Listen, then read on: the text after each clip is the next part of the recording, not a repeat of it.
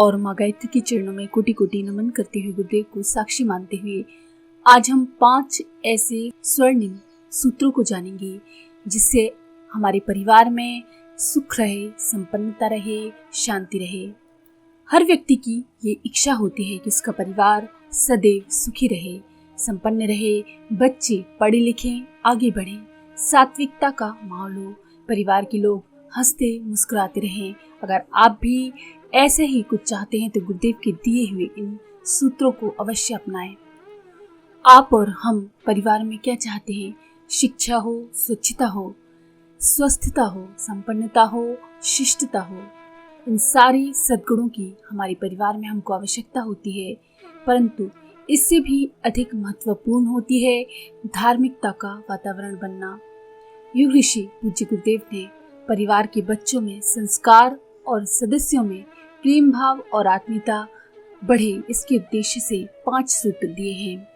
पहला सूत्र है पूजा स्थान में नमन वंदन। परिवार के सभी सदस्यों को नौकरी, व्यापार, धंधा पर जाने से पहले पूजा स्थान में गायत्री मंत्र के 24 जप करके नमन वंदन करके जाना चाहिए। बच्चे स्कूल जाते समय कम से कम 5 गायत्री मंत्र करके जाएं। ऐसा नियम हम सभी को बनाना चाहिए। दूसरा नियम है बलि वैश्वी यज्ञ करना। घर में बने हुए भोजन में से बलि वैश्वी यज्ञ करके बचा हुआ जो प्रसाद है वो भोजन के साथ घर के हर सदस्य को ग्रहण करना चाहिए। तीसरा सूत्र है बड़ों को प्रणाम करना। नित्य कर्म से निपटकर सभी छोटों को बड़ों को प्रणाम करना चाहिए ताकि उनके शुभ आशीर्वाद से दिन के कार्यों का शुभारंभ हो सके। चौथा सूत्र है सामूहिक प्रार्थना। नित्य सूर्य भगवान को अर्घ्य प्रदान करना। 1 लोटा जल तुलसी में चढ़ाना और तुलसी की क्यारी में दिया जलाना, नमन वंदन करना। अगर आप ये नियम रोज ना भी कर सके तो कम से कम सप्ताह में 1 दिन 5 दीपक जलाकर सामूहिक प्रार्थना कर सकते हैं कि हे प्रभु हमें सन्मार्ग की ओर प्रेषित करें। 5वां सूत्र है पारिवारिक सत्संग। सप्ताह में 1 बार परिवार के सभी सदस्य मिलजुल कर स्वाध्याय करें, सत्संग की व्यवस्था बनाएं। सत्संग में परिवार के सभी स्वजनों को अपने विचार व्यक्त करने का मौका देना चाहिए। प्रत्येक घर में तुलसी का गमला या क्यारी में सूर्य को अर्घ्य देना चाहिए। इससे घर में आस्तिकता का वातावरण बनेगा। पूजा स्थान में परिवार के सभी सदस्यों को एक साथ बैठने से सामूहिकता का और पारिवारिकता की भावना का विकास होता है। इसके लिए एक सच्ची घटना हम आपको बताते हैं। जयपुर में एक 75 सदस्यों का संयुक्त परिवार रह रहा था। इस परिवार के मुखिया से मैंने पूछा, दादाजी इसका क्या रहस्य है? दादाजी बोले, परिवार में प्रतिदिन बलि वैश्व यज्ञ हो रहा है और परमात्मा को समर्पित करके ही सारे सदस्य भोजन कर रहे हैं और सबसे अंत में मैं स्वयं भोजन करता हूँ। हमारे घर में रसोई घर एक है, सबके कमरे अलग अलग हैं। बच्चों के पढ़ने के कमरे अपनी अपनी कक्षा के अनुसार हैं।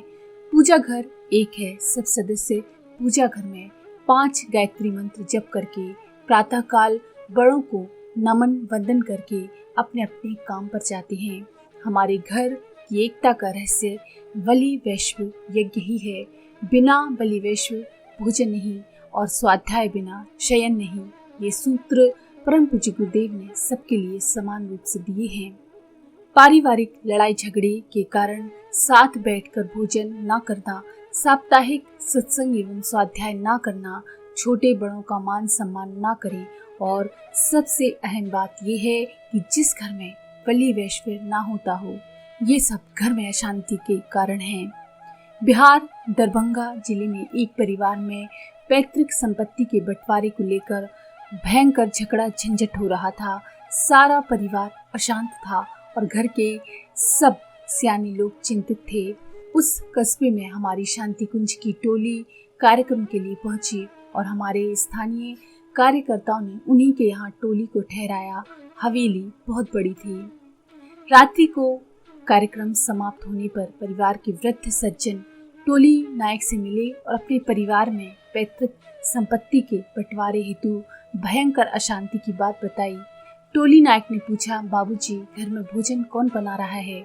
बाबूजी ने कहा, बड़ी बहू। बड़ी बहू से टोली नायक ने पूछा, आप क्या परिवार में सहकारिता, शांति, समृद्धि चाहती हो? बहू बोली, हाँ जी। तो आप नित्य बलि वैश्व करके ही भोजन दो। 6 माह के बाद पूरा परिवार शांति कुंज आया और बताया कि हमारे परिवार में सुख शांति हो गई है और सब सदस्य कहते हैं हमें संपत्ति नहीं चाहिए। अब सभी भाई एक दूसरे को देने के लिए लड़ा करते हैं। अतः परिवार की सुख शांति का रहस्य है बलि वैश्व यज्ञ। युग ऋषि, युग दृष्टा, परम पूज्य गुरुदेव पंडित श्री राम शर्मा आचार्य जी ने कहा है, सबके लिए सद्बुद्धि और सत्कर्म की प्रेरणा देने वाली यज्ञ नारायण को मैं व्यापक बनाकर घर घर में यज्ञ का पूजन कराना चाहता हूँ।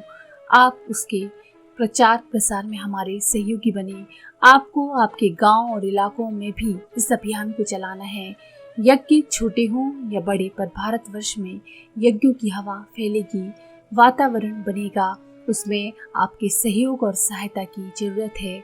अगर आप सहयोग और सहायता करेंगे तो खाली हाथ नहीं रहेंगे, माला माल हो जाएंगे।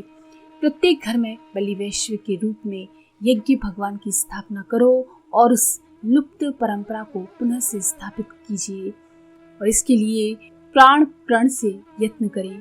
तो इन सभी 5 स्वर्णिम सूत्रों को अपनाकर आप अपने जीवन में सुख शांति को प्राप्त करें। धन्यवाद।